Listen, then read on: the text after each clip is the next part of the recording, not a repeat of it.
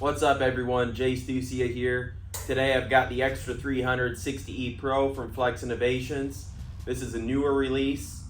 We debuted it last year in October.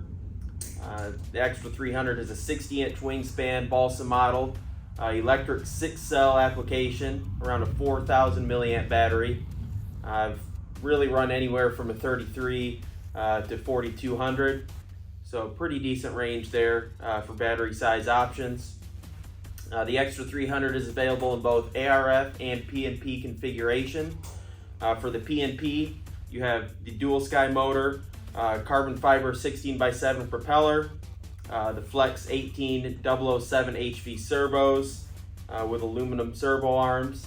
The PNP also comes with the Aura 8, which has the flight modes pre-programmed with the rates, expos, and mixing.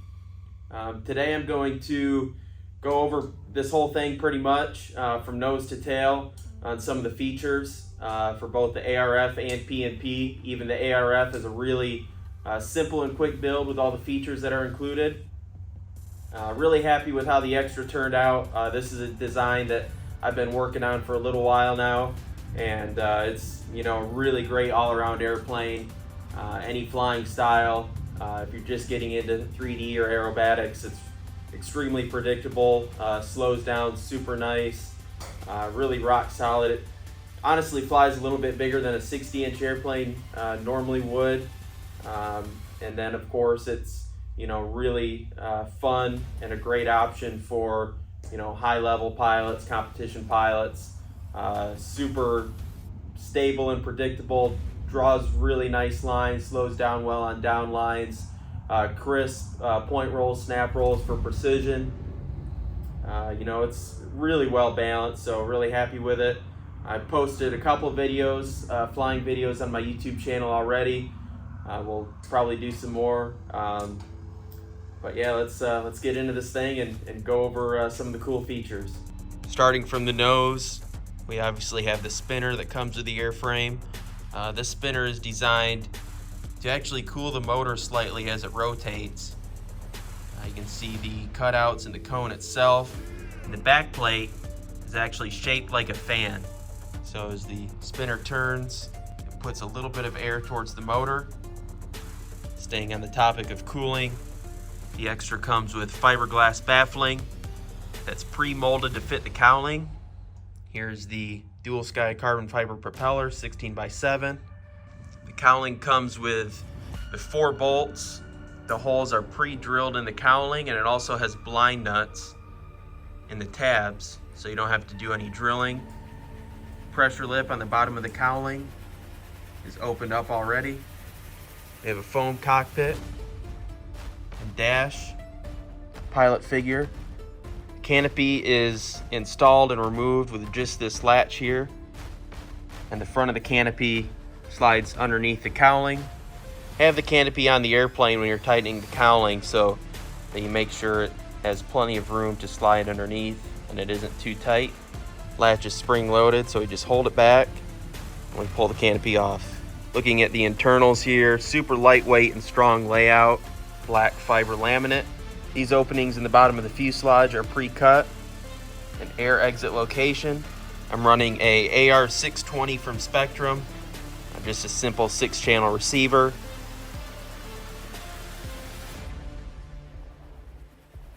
I have some of the extensions run through this cutout in the tray with a rubber grommet around it. Here we have the Flex Innovation speed lock system for the wings. We'll get into that in just a second. Here's my battery location, as you can see with the battery strap. I normally put the front of the 6S4000 right up against this former. Here's the EC5 lead from the Hobbywing ESC, run through one of the cutouts with another rubber grommet. There's the ESC mounted right there. It has an ESC tray, so I just put a little bit of Velcro on it with some zip ties wrapped around. Landing gear bolted on with 4 bolts and blind nuts from the inside of the fuselage. Got my tail extensions for the elevator and rudder servos run through the fuselage. There's some provisions to hook them to right here. Then on this foam plate that blocks the air exit, there's also cutouts to run the extensions through as well. I flip the airplane upside down. Obviously, the first thing that you can see is the beautiful color scheme, contrast from top to bottom, designed by Clint Sweet. A good contrast, but definitely matches well. So once again, the pressure lip on the bottom of the cowling. This intake is also pre-cut as well for a little bit more cooling. It's directed towards the speed controller. Here we get a little better look at the Hobbywing ESC strapped to the ESC mount. The Extra 300 features landing gear cuffs, and the landing gear is also painted to match the color scheme. So we have silver here on the blue and red Extra, and the red and black one has white landing gear to match. Here's the 18007 high voltage servo with the aluminum servo arm. All hinges on the Extra 300 are pin hinged. Both the ARF and PNP come pre-hinged and sealed. For the rudder, we have a wire that runs through, so easy installation. Elevator servo, rudder servo on the other side. Here we get a better look at the cutouts on the bottom of the fuselage for air exit. The installation of the horizontal stab and elevator is pretty easy. It's quick align, so all you have to do is make sure that the horizontal stab is seated as far forward as possible. There's also this filler piece that just needs to be CA'd back in after the horizontal stab is glued in. I normally use CA, combination of thin and medium. The thin obviously soaks in to some tighter areas, and the medium I normally put on the outside. It's very important to glue both the bottom and top portions of the horizontal stab. You can use some isopropyl alcohol to wipe away any excess. As promised, back on the topic of the speed lock system for the wings. Right now this one's locked with the wing being on, so we're going to unlock it, slide the wing off,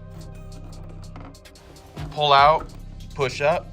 Right now I have a servo connector clip, which is normally what I would recommend for flying, just for security. We're going to slide the wing out a little bit now that the speed lock is unlocked.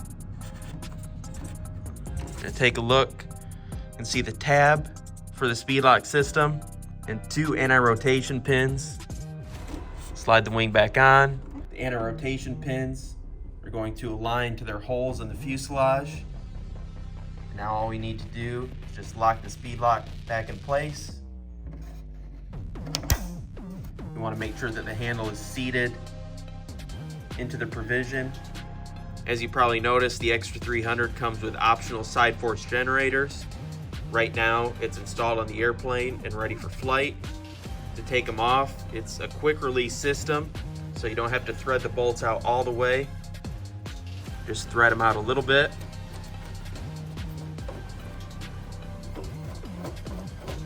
You can see the circular cutout in the side force generator, so that just means you just have to slide it forward, and then these bolts will fit through those cutouts, and we'll pull the SFG off.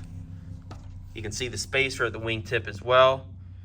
That's important so that the SFG doesn't rub on the wing or the aileron when it's deflecting. Normally I'd recommend either tightening these bolts back up or pulling them all the way out if you're going to take the SFG off and fly again. This way you don't lose the bolts. Still on the topic of the SFGs, I mentioned that it has a plate that sits against the wingtip. Another option is to use these pieces, which fill the same purpose. You can just glue it onto the SFG and you won't need to use the wingtip spacer. So that covers the meat and potatoes, if you will, of the new Extra 300 60E Pro from Flex Innovations. I've really enjoyed this airplane, really happy with how it turned out. When I was designing this airplane, the biggest goal I had in mind was to fit all flying styles, make everyone comfortable when they're flying this airplane, no matter their skill level or experience level. So there's really not a whole lot more I can say. I guess you'll just have to try it out yourself.